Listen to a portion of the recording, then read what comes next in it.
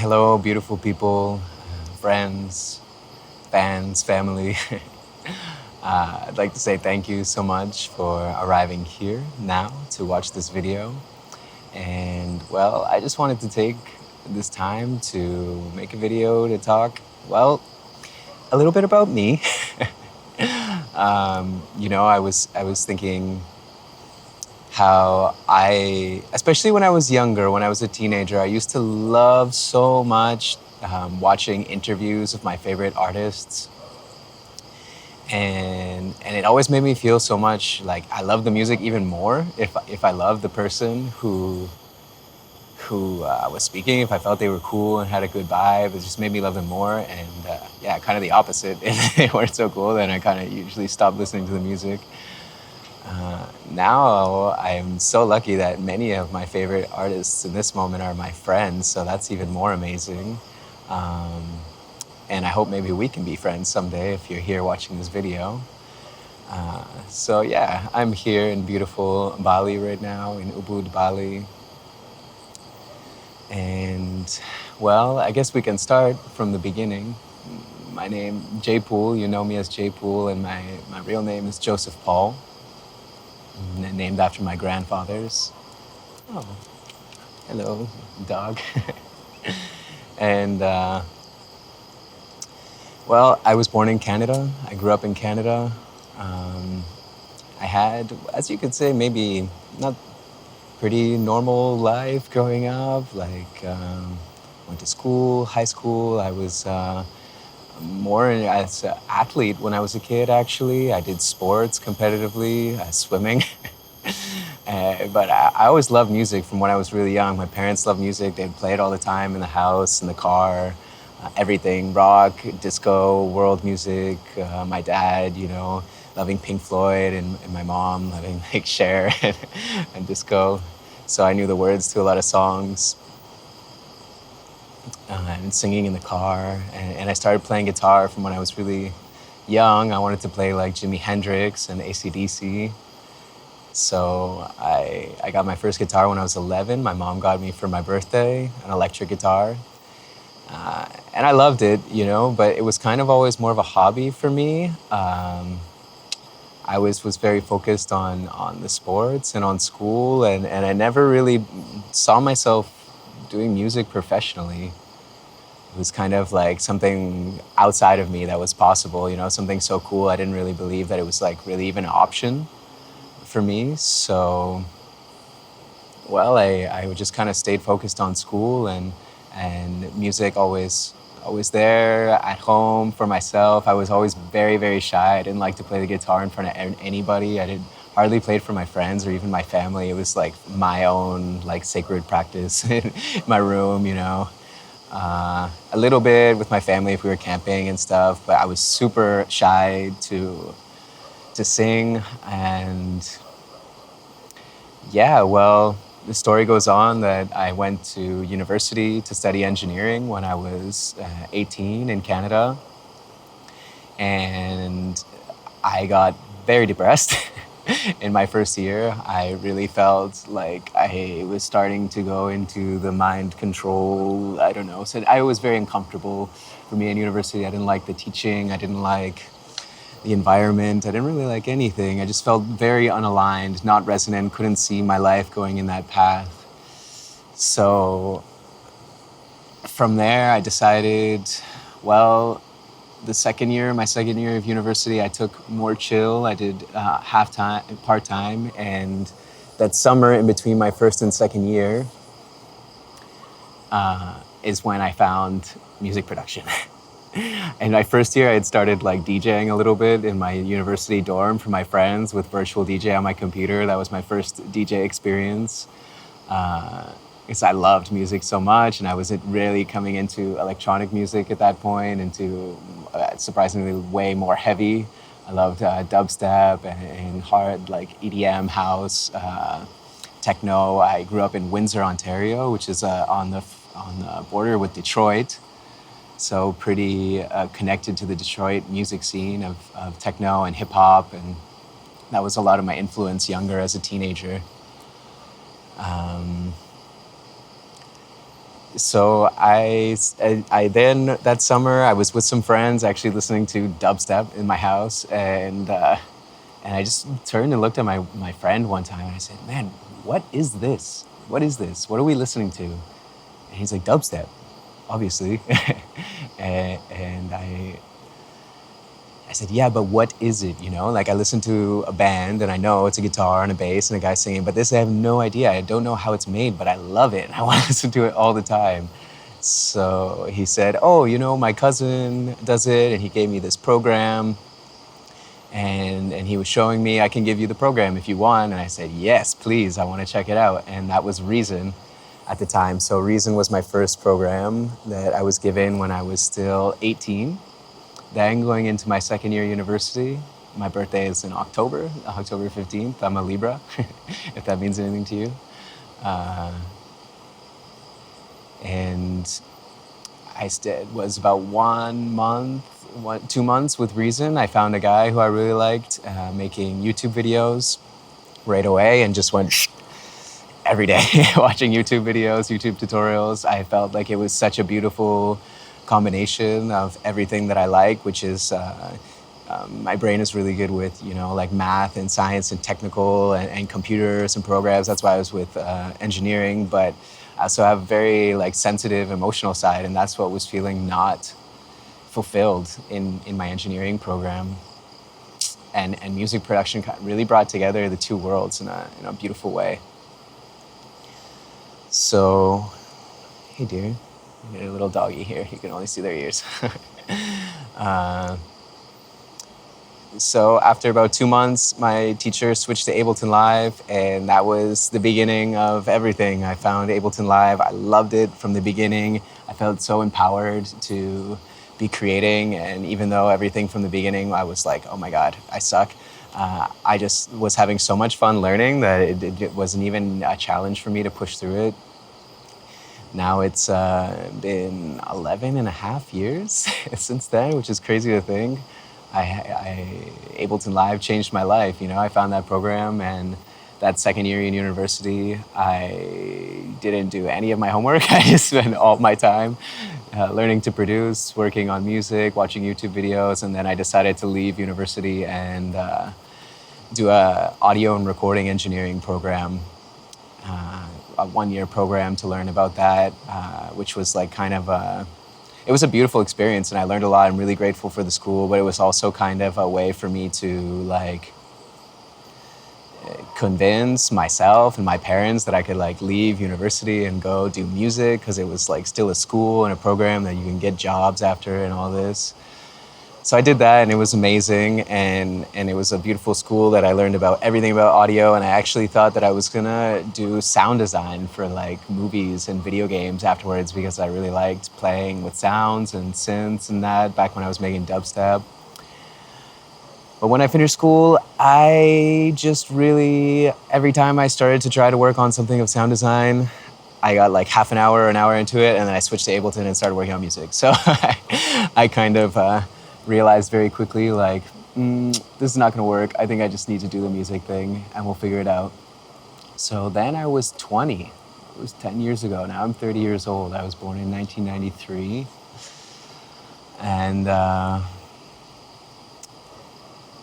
then instead of looking so much for like an audio job, I just got a job in a bar and in a clothing store, 2 part-time jobs, and in a restaurant. I was working a lot of whatever jobs just to kind of like pay my rent in London, Ontario, and have time to focus on making music and be with my friends, really, and just going out a lot to all the music. I love to go to everything. I would go to electronic shows, I would go to hip-hop shows, I would go to acoustic shows, like everything. Since I was really young, my parents started taking me to live music when I was like baby, I think 2 or 3 years old. And I even have memories of my best friend when I was a kid. His dad was in an Irish punk rock band. And we would go with his mom out to the punk rock shows and see guys with like mohawks in mosh pits and stuff. It was when I was, like 11, 12 years old. And I just love live music. I loved it so much. So was always going to live music, always going to different shows, and working at home on my own thing. And one thing I forgot is that after leaving university to go for my audio and engineering program, I ended up getting a job that also changed my life to help me try to pay for that school, which was reforestation or tree planting in Canada. So I went up to Northern Ontario and I basically lived in a tent for 2.5 months and planted trees every day. And you get paid by tree. Then I think it was 10 cents per tree in Northern Ontario. So I planted trees all summer and made about half of my tuition. And then asked family members to help me out and the government of Ontario, thank you Canada, for helping with that. And my beautiful family for supporting me in that moment. My uncle, my mom's brother, people who believed in me and believed in me following my dreams and leaving this kind of path that I had started with engineering and athletics. So I was there working 21, 22. I went out to the west coast of Canada. I worked in the mountains. I got an audio job. My first real audio job was with my friend from school as an audio tech in a big resort in the Banff Mountains in Canada. And I worked the summer there as an audio tech. And all of this time, I never DJ'd and I never shared any music publicly. I was like very closed. I loved going out to DJ shows, but I never felt like the music that I was like really listening to wanted to play. Like I didn't feel the spot for it, like this is where I'm gonna play. So I just did it and I just stayed at home practicing. I think the first thing I ever put out online publicly was after about 4 years. Or 3 years, 3 or 4 years of music production. So after about 3 years from finishing school, I decided, okay, I need to travel and expand my mind and get out of here. So I went back tree planting, made some money one summer, tried to save up, and then went to Europe for the first time. My father's family is from Portugal, and I went to Portugal to meet some family and explore Europe. And there, I always used to work in the summer and leave almost right on my birthday in the mid-October. And I arrived in Portugal, and there I released my very first J.Pool EP, which was called Hollow, and it's not online anymore. There I released my very first EP in Portugal, and I didn't play anywhere in Europe. I traveled like 4 or 5 months there and just going around in hostels and showing people my music and talking about it. And I realized that was a really great way to promote myself, because I would show somebody and we would be friends, and then they would go somewhere else in Europe to another hostel and they would share and then send me videos playing my music. Like, wow, this is amazing. So then I got in this cycle where I left Europe, I went back to Canada, I did the tree planting, reforestation job again. And then the next year I went to Mexico and Central America for the first time, and that is where things really started to shift. Then I was just turning 25. I'm sorry, I can't think of the years. So good. But anyways, I realized that sharing in hostels was really good, and I shared my music, like just playing it, you know. I had even got it on Spotify that year and that stuff. But the next year, going to Mexico, I decided, okay, this year I'm going to DJ. So I arrived in the Pacific coast of Mexico, in Sayulita. And there I was like, the first time I felt like, wow, yes, this is where I want to share my music. On the beach and the parties with the vibe, with the friends there, it was just amazing. And I came in and I just started telling people, hey, I'm a DJ from Canada. Can I play music here? And almost everybody said yes. And my first gig was in my hostel there, and it just went great. And I stayed like a month and a half in this surf town, living life and playing way more than I expected. I brought just like a little Tractor Z1 mixer with me in my backpack for backpacking around Central America. And yeah, that trip was amazing. I was 3 months in Mexico and the Pacific coast, and I even went to Tulum that time. I really did not like it my first time, but then the universe led me back. And then I went to Guatemala, El Salvador, Nicaragua, all the way to Costa Rica, and I was surfing and playing music and making music. And yeah, that trip was life-changing for me because I really started playing there, and I got much better gigs than I ever expected.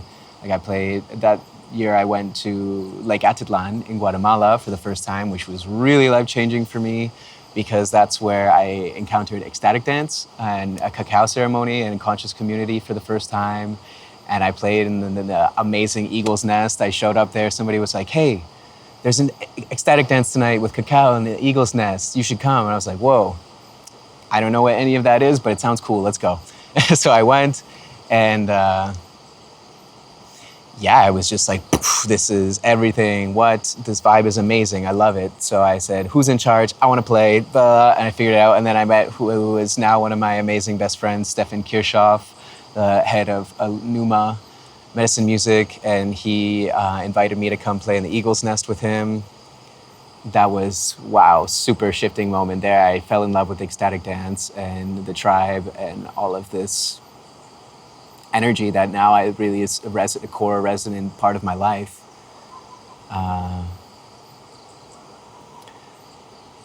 And then I continued on, and it was a beautiful journey. They're so expanding. I made my very first J.Pool EP, Awakening, during that trip that you can still find online. Most of the songs were made in that trip. And it was eventually released on Numa because I met Stefan in Guatemala. And he told me, hey, I have a record label, blah, blah, blah. We played twice together there. And I was like, okay, cool. Yeah, dude, whatever. And then that summer I came back and I was like, wow, I have these really nice tracks. I think they're really nice anyways. I think somebody else might, but I don't know who or where. And then I remembered Stefan. Oh yeah, that guy from Guatemala. He said he had a record label. I found him on Facebook. I sent him the music and he was like, yes, wow, I love it. I love to release on my label.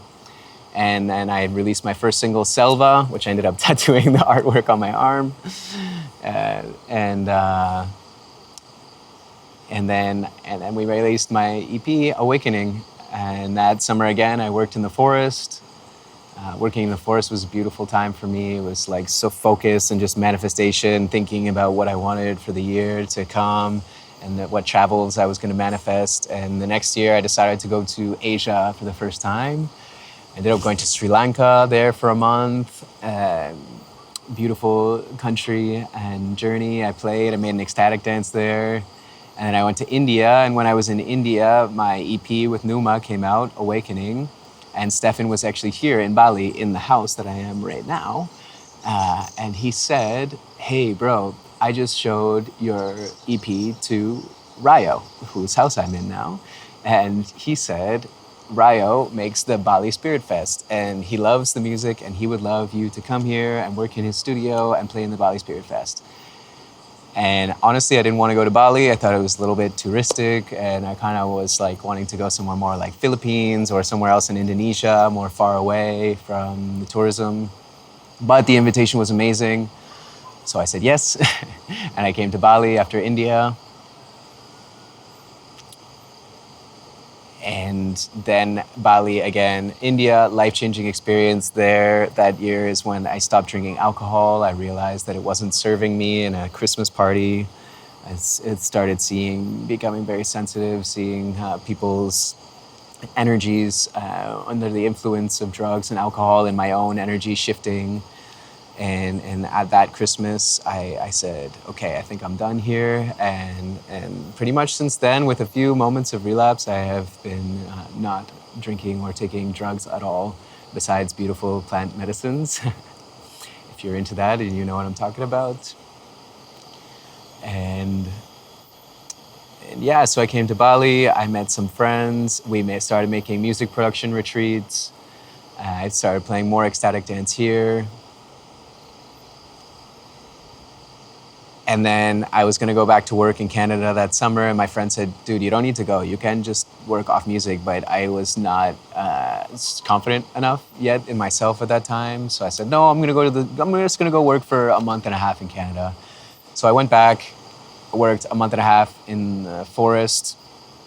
That year I was working in the forest, and I was in the forest working on trees, and I was also setting up another music production retreat for the fall with my friends. And in my tent, I produced the song Yoruba, maybe you know, with Stefan and Maiwa, Luna Ritual Music, in my tent in the forest in British Columbia, Canada. So I never let where I was or what I had limit my music. I was always being influenced by my environment, taking in inspiration, and yeah, that was it. So then I went to Berlin. Big change, Canada, forest. I went into Berlin. Everybody who I knew from the South American, like Folktronica, organic music scene was in Europe and mostly in Berlin. And I went there and I was just like, okay, I need to go to Berlin. I met there in Tiche. We had met in Bali. I stayed in his house. And then there I met my now dear friend, Lagartiquiando. He introduced me to all the amazing Argentinian and South American producer community in Berlin. And there I really connected and felt so inspired to be meeting and vibrating with all of these artists who their music was so inspiring to me in that moment. But I just was not resonating with Berlin. After about 6 weeks, it was just too heavy, the energy for me there in the city. I love to be in nature and beautiful green places. And Berlin has a lot of parks, but for me, the energy was heavy. So I ended up leaving. I went to meet Mose and Stefan in Austria in a beautiful festival there called Heart Culture. And then we went to Portugal, made my music production retreat there. And yeah, then it was, wow, just that was the beginning of like the shift into really being fully committed to the music. Before I wasn't ready to commit. I was always kind of like, no, but that year, that shift from Bali and going to Europe and everything, and this where it was the moment that I was like, okay, I think I'm really like, this is really happening and I'm doing it. And I wasn't thinking really about backup plans anymore. And I left, my visa expired in Portugal and Europe there. I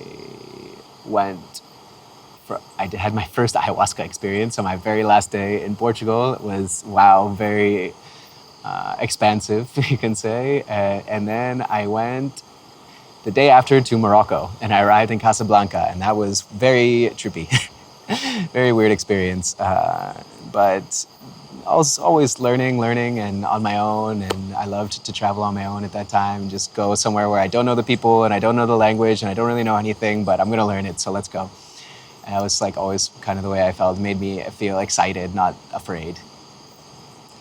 So I spent a while in Morocco, and then I wanted to go back to India with my friends again to make another retreat. That was 2019, fall 2019. And then I had this feeling like, I think I need to go to Canada to see my family, because if I don't know when I'm gonna see them again. So I went from Morocco all the way back to Canada to see my family in November 2019. And then ended up going back after 3 weeks from Canada all the way back to India. This is all surviving and living on money that I made planting trees in Canada, or basically with very little from some shows and from the music production retreats that I was making. And just like living out of backpack and couch surfing was my life all of these years. So it was not like I was getting some amazing high income stream from anywhere. It was just being like very, very budget backpacker. In Berlin, I don't think I paid for a place to stay for like 6 weeks. I just slept on friends' couches and moved around. It was a very interesting time for me. Went back to India, December 2019, there into January 2020, and then made plans to go back to Central America to play in a festival in Guatemala, in Lake Atitlan, and to be meeting up with the Momentum Collective, who are now dear friends of mine, to make some music for their performance at Envision Festival in Costa Rica. So I ended up doing all that, and then I went to Envision Festival with Momentum, went back to Nicaragua to make another artist residency retreat, teaching music production with them. And that's when COVID started. And there I was in Nicaragua, and I was considering going back to Canada to just like go in the forest and work and wait it out. And then one day I walked down to the beach and saw the sunset and said something inside me was like, no, stay here, focus on music, you'll be fine. And I'm very happy I did that because I was thinking it would be like 3 months, maybe like many people did, and it was way longer. The tree planting thing didn't even happen or was super weird. So I stayed in Nicaragua. I stayed with my friends there. We stayed a beautiful community of artists living on the beach and on this island called Ometepe Island. It's two volcanoes in Lake Nicaragua that make a, wow, insanely beautiful jungle island there with monkeys and I don't know, the people living like if it was 200 years ago. So there was no COVID really there on that island, and we were living in a beautiful jungle haven, fire dancing and collecting natural mushrooms off the side of volcanoes, living in a permaculture farm, and yeah, just being really kind of like in end of the world hippie mode, which was another beautiful experience for me. That I'm very grateful for that time. I stayed 7 months in Nicaragua. And then something inside of me started to feel restless, like I wanted to move. And I was with my dear friend, Adrian, who's El Tripador, who makes a lot of my graphic art for J.Pool, that I met him through the Momentum Collective as well. He was there in Nicaragua with me. He's Mexican and he really wanted to go back to Mexico. There was basically no flights from Nicaragua to anywhere for many months, like more than 6 months, unless you paid a lot of money. And I was like, I'm pretty okay here in Nicaragua, I will stay. So I stayed until finally Adrian found a flight to Mexico, opened up for a more reasonable price. And something inside of me was like, hey, Tulum? But I had gone there years before my first time in Mexico, and I really didn't resonate with it. It was totally not the vibe I was in. I was feeling surprised that I wanted to go back, but I knew that I was really resonating with the record label Cosmic Awakenings and what Lemurian was doing at that time. And also I had my friend Hanex Pacha there, and he told me, hey bro, things are just opening up. It's a great vibe. I think you should come. So I went to Tulum, and when I arrived, to be honest, I felt, oh my God, why did I come here? I was living in my beautiful dream paradise in Nicaragua with my friends. Everything was amazing, and Tulum was just such a different vibration. And yeah, then Hanex, who I'd met some years before when I was in Portugal, told me, you need to give it like 2 weeks, bro. 2 to 3 weeks, and you'll either come into the groove or no, and then you can go. And sure enough, Tulum sucked me in. I met my beautiful partner, who I'm still with now, and have made a beautiful family after like 2 weeks, almost exactly, of being in Tulum. And yeah, the music just started expanding, and I was really filling in a place there of the ecstatic dance, conscious music scene that was really wanting to grow at that time with Cacao ceremony, and really brought in a vibe that a lot of people there wanted, which seems to happen all around the world now. If you go with ecstatic dance, people are so open and receiving, because I really believe that's a beautiful medicine that many people are ready to receive now in this time. So yeah, then I was mostly based in Tulum from August 2020 until last January, coming in and out, traveling, returning to Guatemala, to Costa Rica, started expanding into Ibiza and Europe more after that when that started going up, opening. But the land of Central America really held me and has been like a super land of teaching for me. Excuse me. Hello. My camera is slipping. There we go.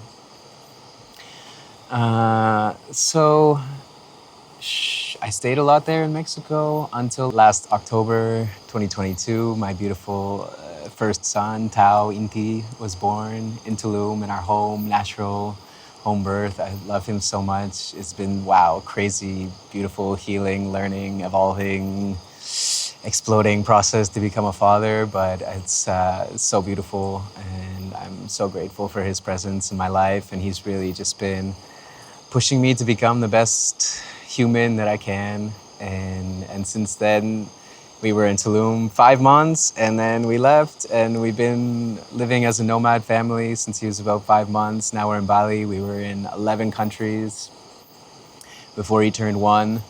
Went traveling a lot, sharing music and family and friends around the world this year, and we've just kind of been floating around looking for where we feel is home, because what was home in Tulum seemed to close a chapter there, and now we're floating, and I am just creating with my heart open, receiving inspiration from my family and from these beautiful travels.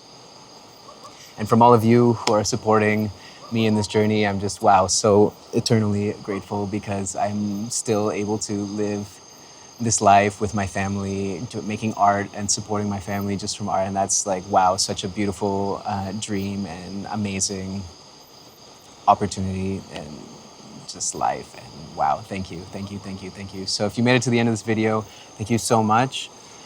I love you, and I hope that this video, you feel more connected to me as a person, that you feel inspired by me in this story. And if you'd like to get more in touch, please write me on Instagram or email or Facebook or somewhere, and I will do my best to respond to you and get back to you and connect, because I want to be connected with these people, with you who are listening to my music, who you're listening to my sets, my Spotify, whatever you are listening to. If you've seen me play live and you wanted to feel more connected to me, here I am, open, with my heart open.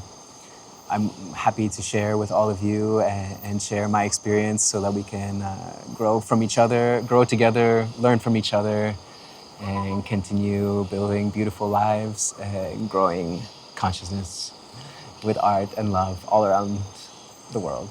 Thank you.